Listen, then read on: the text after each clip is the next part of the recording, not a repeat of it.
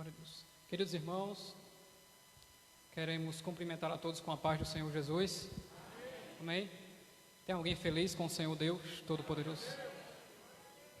Glória a Deus. Primeiramente eu quero agradecer a Deus por nós estarmos vivos e fazer menção de uma coisa que eu estou percebendo desde que nós estamos retornando a esse convívio maravilhoso que é congregarmos juntos, que os cristãos estão mais sinceros do que antes. Isso é um benefício, é uma virtude, que a igreja tem recebido da parte de Deus. A adoração falsa e extra, parece que ela está indo embora, e Deus está suscitando corações sinceros. O bom do coração sincero é que quando ele adora, o céu se abre imediatamente. E é fácil perceber isso. Eu louvo ao Senhor Deus Todo-Poderoso por isso que nós estamos contemplando. E agradecer a Deus por estar aqui em comunhão com os irmãos nesta noite. Agradecer ao pastor da igreja, pastor Jailton, por estar lembrando de nós e nos vir até aqui. Também eu vim com a minha família. Toda a minha família veio hoje. Eu, a minha esposa e o meu menino. Esse rapaz bonitinho aí. Ele que pede para botar a máscara na hora que a gente vai sair. É ele que pede. O rapaz é obediente. Deus abençoe grandemente. Meus queridos irmãos, Deus pôs uma palavra no meu coração. Eu convido você a abrir as Sagradas Escrituras no livro do profeta Isaías, capítulo 46.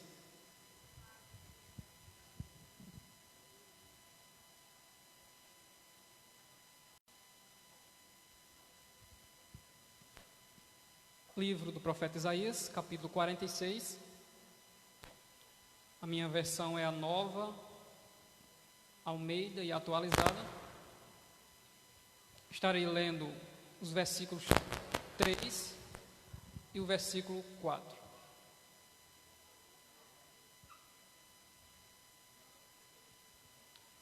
Escutem, ó casa de Jacó, e todo o remanescente da casa de Israel, vocês que eu carrego desde o ventre materno, e que levo nos braços desde o nascimento.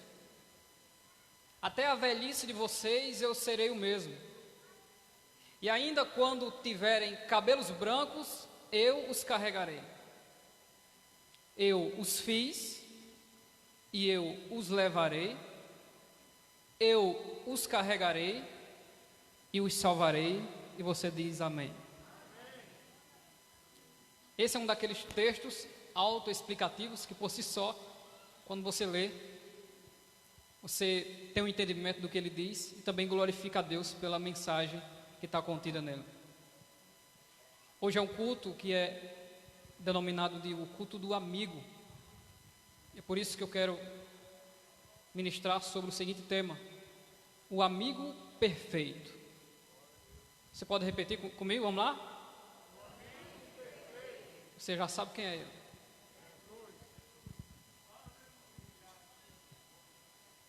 Deus, ele faz questão de sempre mencionar ou exaltar ou lembrar as outras pessoas acerca de um tipo de gente, um tipo de pessoa na terra bem especial. Essa pessoa é denominada na Bíblia por amigo de Deus, ou você pode chamar ele de fiel. No Salmo 101, a Bíblia diz que Deus está à procura dos fiéis. E ele explica para que estejam com ele e andem com ele. Abraão é citado em Gênesis 41 como o amigo de Deus. De Jó, Deus testifica a Satanás dizendo que Jó, viste meu servo Jó? Não há ninguém na terra igual a ele. Então Deus está dizendo, Jó, ele é único. Jó é do tipo de crente que ele não se vende em hipótese alguma. Não importa a adversidade e a aflição, ele é crente até o final. E Deus gosta desse tipo de gente, ele gosta. E se ele está procurando, quando ele acha, ele diz, achei. Aí está lá no Salmo 89, verso 19 ou 20. Ele diz, achei Davi, o meu servo. Então Deus gosta do fiel, do amigo, do servo. Mas também Deus gosta do adorador, daquele que se derrama completamente aos seus pés. E quando isso aconteceu, Jesus Cristo disse: aonde for pregado esse evangelho, mencione o nome dessa mulher aí, porque ela fez o que vocês não fizeram. Ela adorou mencionando o meu sacrifício. Então o amigo perfeito, ele gosta também de uma amizade perfeita. Essa aliança perfeita e essa amizade perfeita, ela não pode ser quebrada em hipótese alguma. Gosto de mencionar que o meu maior inimigo, eu gosto dele, que sou eu mesmo. A minha vontade, na maioria das vezes, não é a vontade de Deus. As Sagradas Escrituras dizem que os pensamentos de Deus são mais altos do que os nossos pensamentos, e os caminhos de Deus são mais altos do que os nossos caminhos. Essa aliança que não deve ser quebrada, ela tem uma característica especial daquele que não dá o primeiro passo para quebrar. Primeiramente, que não é Deus, que é Deus. Mas aquele que serve a Deus, ele entrega a sua vida em espírito, alma e corpo. E na sua luta diária contra o seu maior inimigo, que é o seu ego, a luta contra a idolatria do ego o transporta para sofrimentos diários. E diariamente nós estamos sofrendo, nós estamos orando: Deus, faça a minha vontade. E Deus nos explicando: mas pelo menos no final da oração diga assim: seja feita a tua vontade. E Deus vai nos moldando para sermos amigos dele. Quanto mais nós nos entregamos a Deus e dizemos: Deus, seja feita a tua vontade, mais nós nos aproximamos dessa perfeição de comunhão, dessa perfeição da amizade. Então Deus está procurando um tipo de gente. E existe esse tipo de gente na terra. Tanto que Deus acha esse tipo de pessoa. O livro do profeta Isaías, do capítulo 40 ao 66, que ele deve ser uma leitura de fim de noite para você dormir, é um texto que por si só nos dá e me dá em especial duas coisas: a autoridade de reconhecer a soberania do Deus Todo-Poderoso, e também uma alegria muito grande e uma firmeza em Deus. O Deus que estabelece a terra e o Deus que estabelece os seus amigos. Aquele que é amigo de Deus está estabelecido na sua presença. E está estabelecido, está fixado, firme, não se move. Quem é amigo de Deus sofre muitas coisas, pode até ser abalado aparentemente, mas assim como os montes de Sião, não se abala. Sabe por quê? Porque maior é o que está conosco do que o que está no mundo. O pregador de Isaías do 40 ao 66 é um homem que ele não quer ser mencionado, porque ele é amigo de Deus. Então o nome dele é A Voz que Clama no Deserto. E a voz que clama no deserto clama pela igualdade na justiça de Deus. E ele diz: todo vale será exaltado, todo monte será abatido, e o que está torcido, Deus endireitará, e aquilo que é áspero, Deus aplanará. E ele profetiza: e a glória do Senhor se manifestará, e todas as pessoas verão que foi a boca do Senhor que disse isso. O que é que Deus faz? Deus renova o que está caído. Ele dá vigor ao que está cansado, multiplica as forças daquele que não tem nenhum vigor. Isso significa que Deus é fiel na sua aliança da amizade. E se nesta noite entrou algum amigo de Deus, se prepare, o teu choro será transvertido em uma grande alegria pelo poder do Espírito Santo. É por meio dessa alegria que a gente olha para o céu e diz: Deus ainda é meu amigo. Jó, no seu momento de loucura, amaldiçoando a sua vida, no capítulo 29, ele diz: como era bom no tempo que Deus era meu amigo. Eu entrava e saía, ia para todo lugar e sentia a proteção de Deus. E ele não sabia que estava sendo provado. Mas agora, Deus se esqueceu de mim. O coração de Israel, no contexto de Isaías, estava do mesmo jeito. Do mesmo jeito.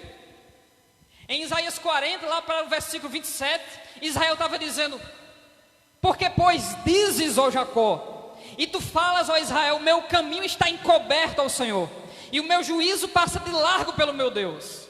Em Isaías 49, Israel diz: Deus se esqueceu de nós. Deus não lembra mais da amizade que Ele tem. Aí Deus usa o homem que tem voz, mas não tem nome, e diz: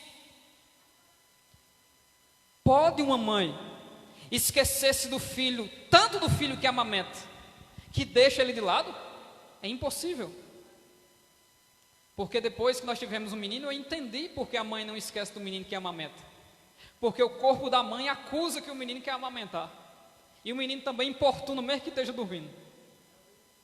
Então é impossível uma mãe que cuida do seu bebê se esquecer. Aí Deus, para estabelecer a sua amizade com Israel, diz: todavia, se isso que é impossível acontecer, eu não me esquecerei de ti. Esse é o Deus que nós servimos. Não importa o que você esteja pensando aí, Deus não se esqueceu de você. E acima disso, Deus não se esqueceu das promessas que Ele fez a você. Aí Ele diz: porque na palma das minhas mãos te tenho gravado. E Ele completa: os teus muros estão continuamente diante de mim. É o Deus que usa Neemias e diz: o muro está caído. Eu estou vendo, Neemias. A situação está difícil. O pesar do teu coração é duro. Você chorou, jejuou e está vendo tudo caído. Mas o Deus que levanta os muros é o Deus desta igreja. O Deus que contempla a situação também é o Deus da renovação. Deus deseja renovar a aliança com o teu coração, para que você se lembre que as promessas de Deus estão fixas, estabelecidas, e elas não se movem. Muitas vezes é loucura da nossa mente pensarmos que Deus se esqueceu, mas Deus não se esqueceu de nós. Deus gosta de mencionar de quem é fiel. Falando sobre o juízo de Deus, em Ezequiel 14, versículo 14 e 20, Deus diz: ainda que Noé, Daniel e Jó ore por este povo, só eles se salvariam pela sua justiça. Isso significa que nós não temos controle da situação. O nosso Deus é o que dá a vida, mas é o que tira a vida. O nosso Deus é o que abre a porta, mas também é Ele que fecha a porta. O nosso Deus é aquele que permita muitas vezes que nós venhamos a pensar que está faltando algo dentro de nós. Mas eu aprendo nas Sagradas Escrituras uma coisa importante: que as aflições têm um duplo ensino. As aflições Deus nos envia como um pedagogo, para nos mostrar, segundo Juízes 2 e 3, capítulo 2 e capítulo 3, que Deus nos coloca na guerra, para que nós venhamos a entender que precisamos estar preparados. Porque este mundo é um mundo de batalha, este mundo é um mundo de guerra, mas a vitória já é certa pelo poder que há no nome de Jesus. É difícil viver neste mundo, mas melhor é viver na presença do Senhor. Nós vencemos o nosso ego, nós vencemos o mundo, nós vencemos o pecado, nós vencemos Satanás, e o nome do Senhor é glorificado.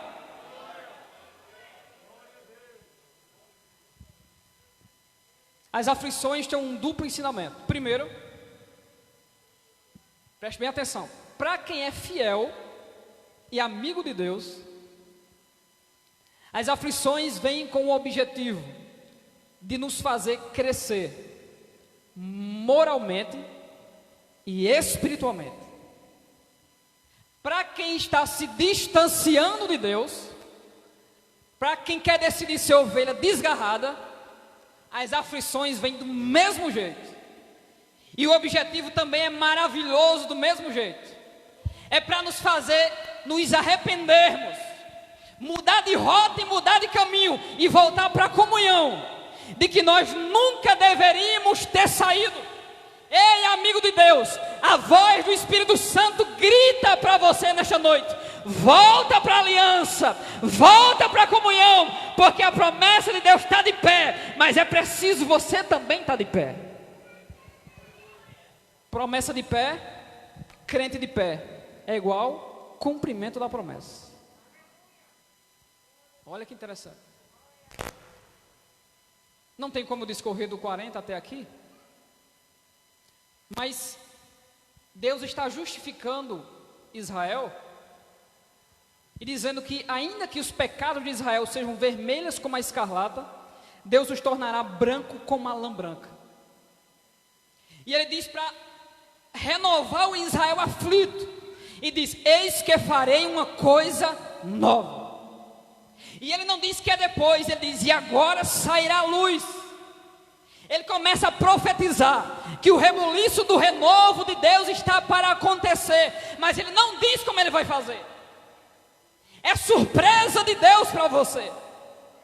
Mas o livro de Isaías nos ensina, nos mostra, Deus usa quem os crentes não querem. Deus se utiliza de quem a gente não espera para trazer aquilo que Deus deseja. O que Deus deseja é que a nossa comunhão esteja renovada, que nós não venhamos amar este mundo, mas amar a vinda do nosso Senhor, amar a presença de Deus e amar a comunhão com Cristo.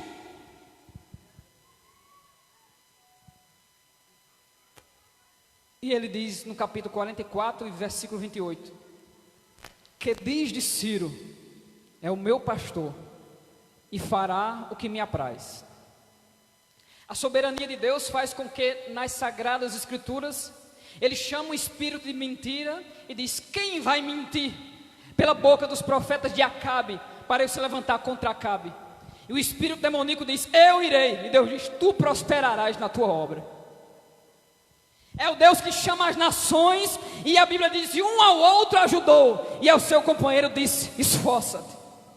É o que coloca limite no diabo e diz: não toca na vida de Jó. Prova ele, testa ele, machuca ele, adoece ele, mas a vida dele é minha.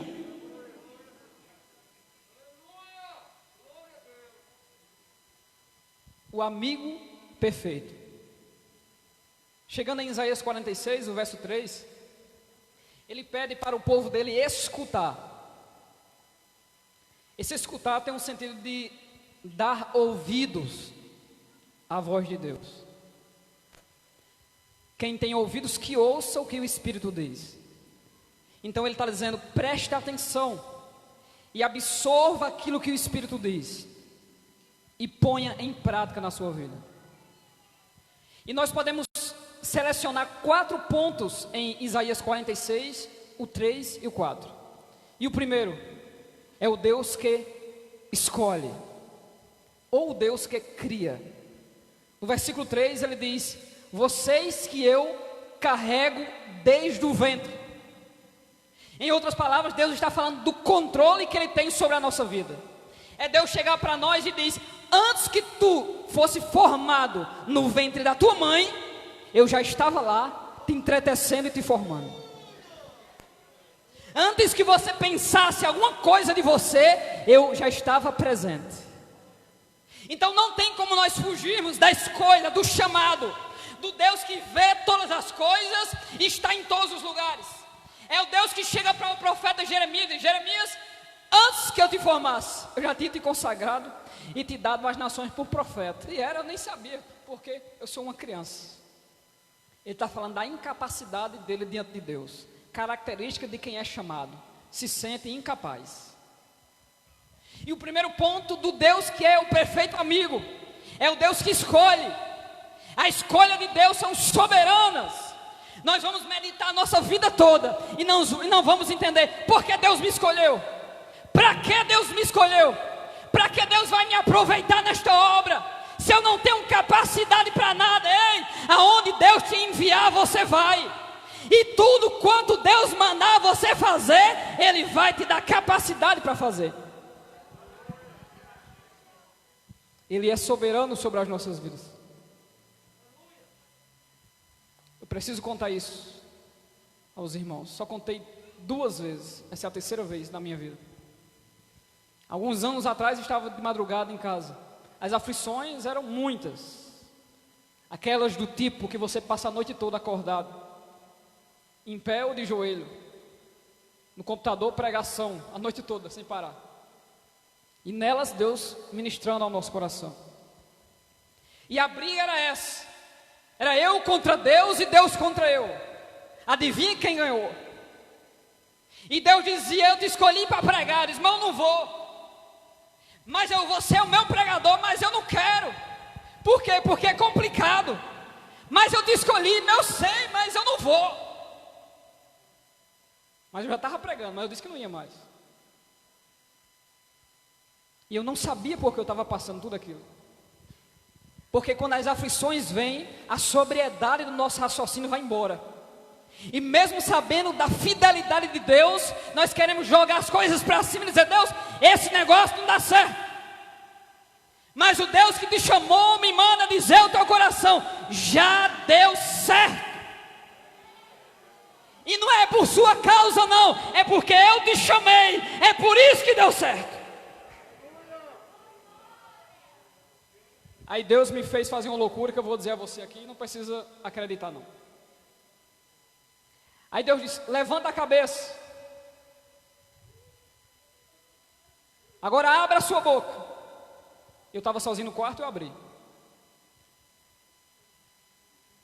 E agora? Agora levanta a sua mão direita. Aí está eu no escuro, na frente do computador.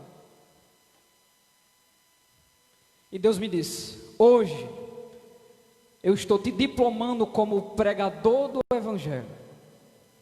Recebe aí. Há uma coisa entrou na minha boca.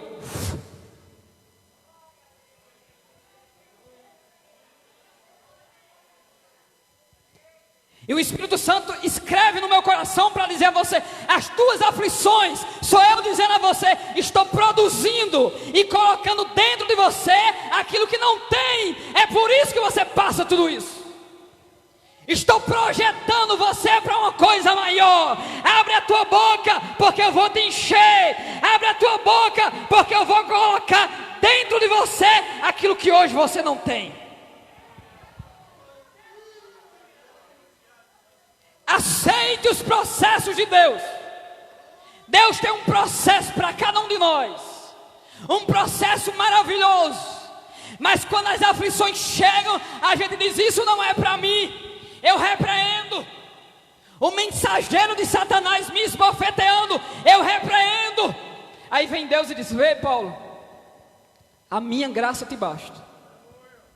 Não é eu tirar você da situação, é na situação a minha graça te basta.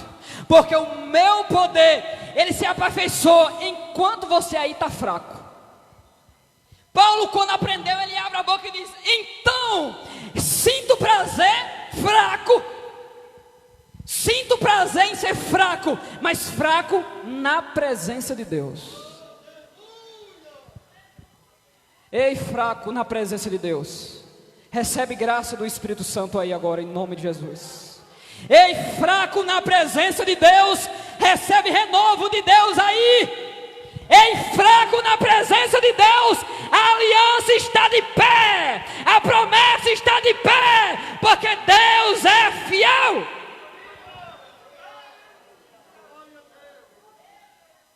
Ele é o teu amigo. E por mais que você pense em deixar os teus acordos com o teu amigo não te deixa. Então a primeira coisa, Deus nos escolhe, nos chama. Então dessa a gente não tem como fugir. Segunda coisa,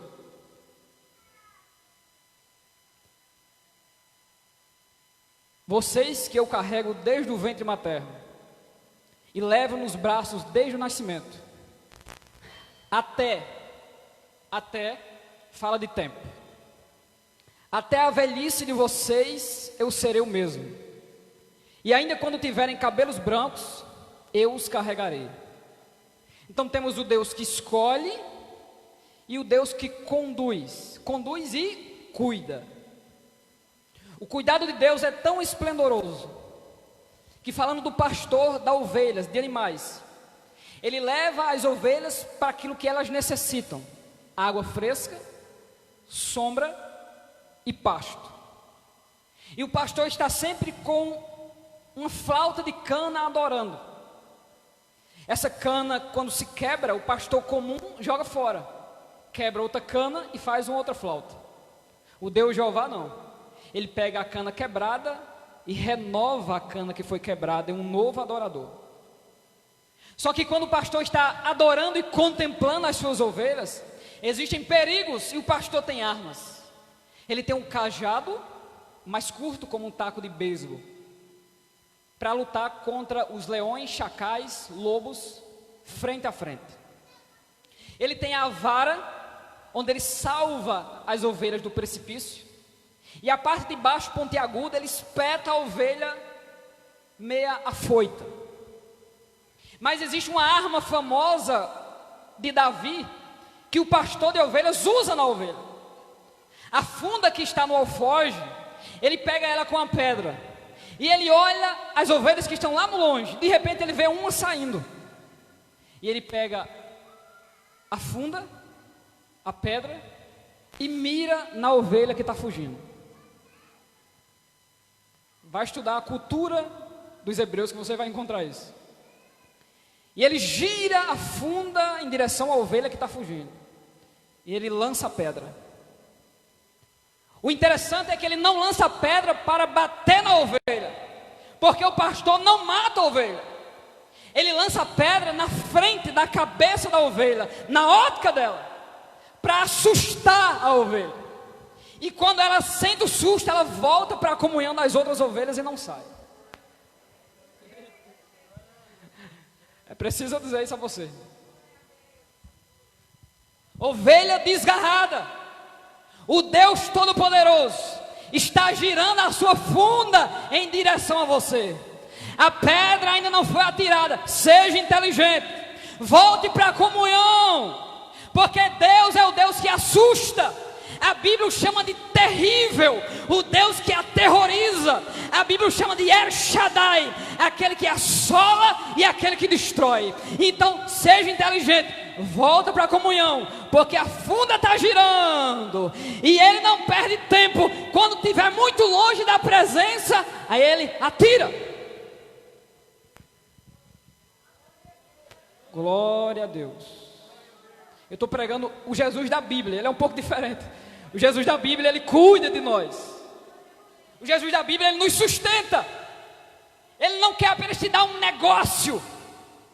Ele não quer apenas uma campanha de uma bênção. Ele tem algo melhor. Ele tem uma vida de vitória ao invés de uma vitória. Quem está em busca de uma vitória, no final da campanha desaparece. Mas quem quer viver uma vida de vitória, anda todo dia na dependência de Deus, sabendo que quem coloca comida na tua mesa é Jesus. Quem te dá saúde é Jesus. Quem te livra do vírus e do mal é Jesus de Nazaré. Quem coloca saúde na tua garganta para tu cantar aqui e dizer que Jesus é fiel é o Senhor Deus Todo-Poderoso. Veja que no texto ele diz até. Então ele está falando de um cuidado constante, de uma fidelidade até o final.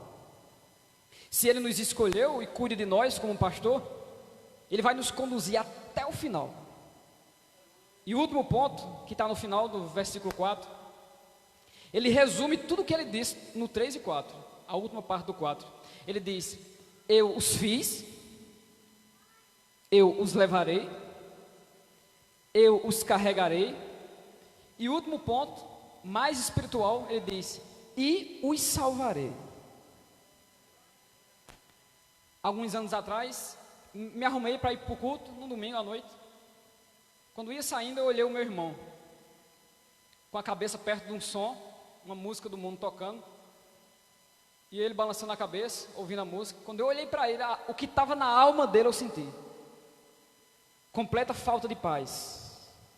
A dor foi tão grande no meu coração, que eu recuei e disse: como é que eu vou sair daqui para adorar o Senhor se a alma do meu irmão está desse jeito? Deus me fez sentir a dor que estava no peito dele, desejando uma paz, mas não tem. E no mesmo momento o Espírito falou ao meu coração e disse: o tempo dele vai chegar. Alguém pode glorificar a Deus por isso? O tempo daquele que está perdido vai chegar. Porque temos o possante de Jacó, que peleja com as suas armas e as armas de vitória. O meu avô é conselheiro da igreja católica. Eu disse: Deus, aí é impossível o Senhor salvar. Eu disse: pronto, é impossível mesmo. Aquilo que é impossível para você, para mim é possível.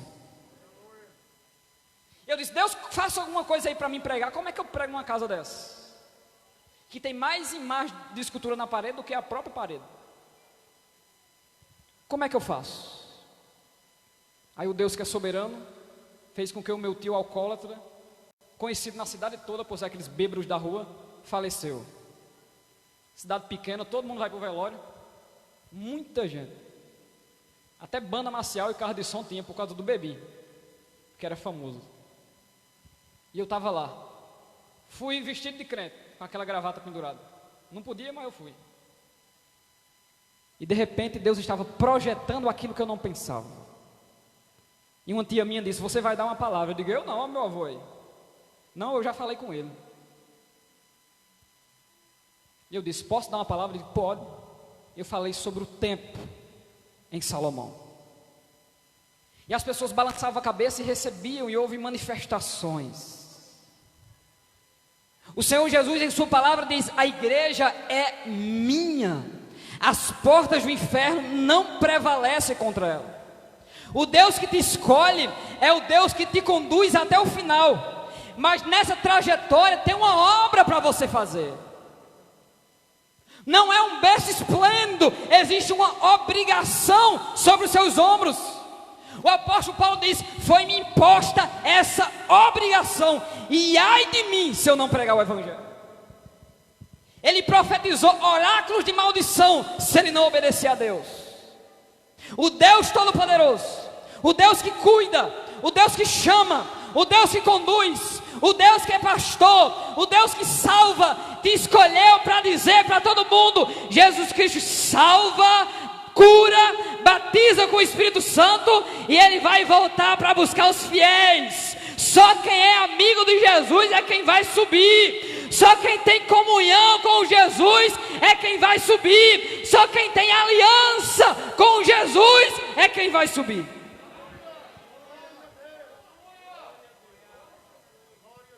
É muito mais do que ser frequentador de igreja. É manter viva essa comunhão com Deus Todo-Poderoso. No contexto, Israel estava triste, e Deus está dizendo: mas eu cuido de vocês.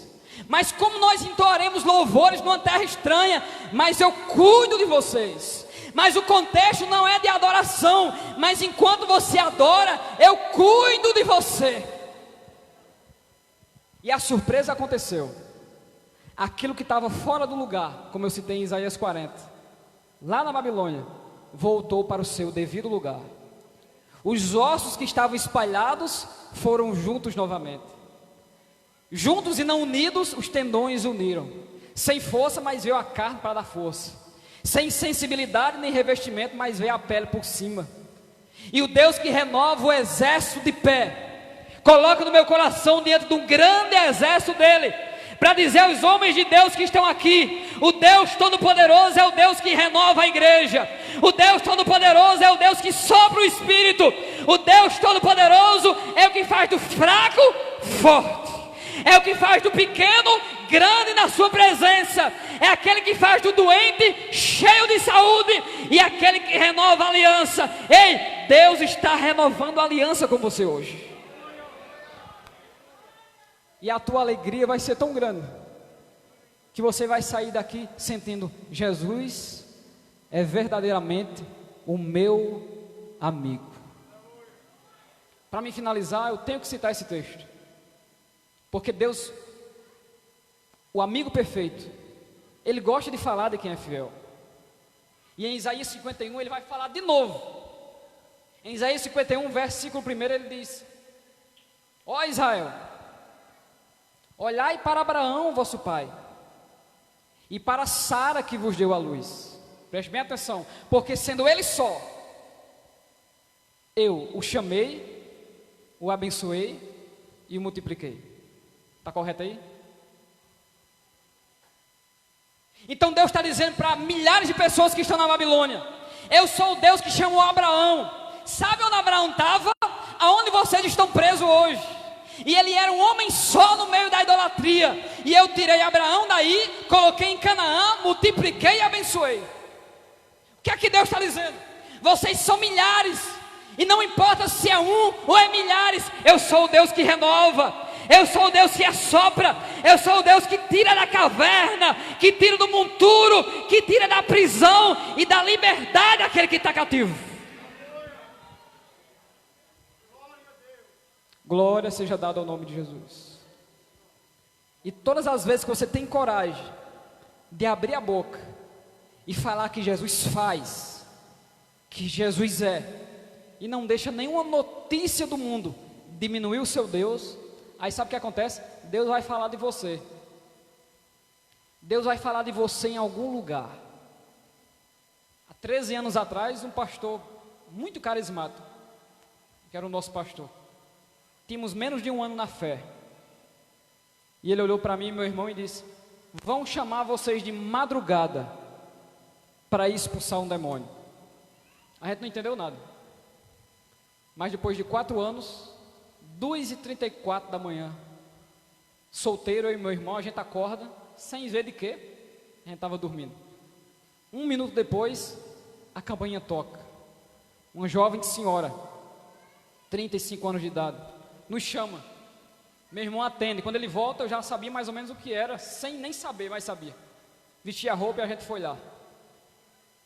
O portão de grade da casa estava suspenso por uma dobradiça do lado esquerdo embaixo, a outra direita em cima, a corrente no meio e o portão todo dobrado, como se passasse uma manada de boi. Um rapaz de 23 anos, endemoniado, destruiu a casa toda. Nós entramos e meu irmão disse: Jesus está aqui. E ele disse: eu não quero Jesus aqui, mas Jesus está aqui. Ministramos, o Espírito foi embora. A alegria foi tão grande que a gente quis passar a noite toda pregando lá. Ele disse: meu irmão, vamos embora, vai dar 5 horas e a gente está aqui ainda. De repente o Espírito Santo me disse: tem um bebê aqui dentro. E eu olhei assim para o quarto. 6 meses depois eu vi a mulher no ponto de ônibus e disse: tinha algum bebê naquele dia naquela casa? Ela: tinha. Por quê? Porque o demônio queria matar aquele bebê. Ela tinha oferecido o bebê a um Deus que não é Deus. Eu finalizo com isso. O Deus que é o amigo verdadeiro está dando livramento a filho de crentes aqui nesta noite. O demônio é furioso, está furioso, rondando a tua casa para trazer o mal. Mas o Deus que repreende o mal está dando uma ordem a ele: recue. Em nome de Jesus, recue. Porque Deus é amigo e Ele tem uma aliança com você. E o mal que queria atingir o teu filho está recuando agora em nome de Jesus. E Deus vai dar um sinal a você, para você entender que Deus é fiel, que Deus é amor, que por mais que você pense o que não tem e nem pode pensar, Deus é fiel e Ele livra a tua casa do mal. Receba essa palavra nessa noite em nome de Jesus. Saia daqui com a alegria do Espírito Santo.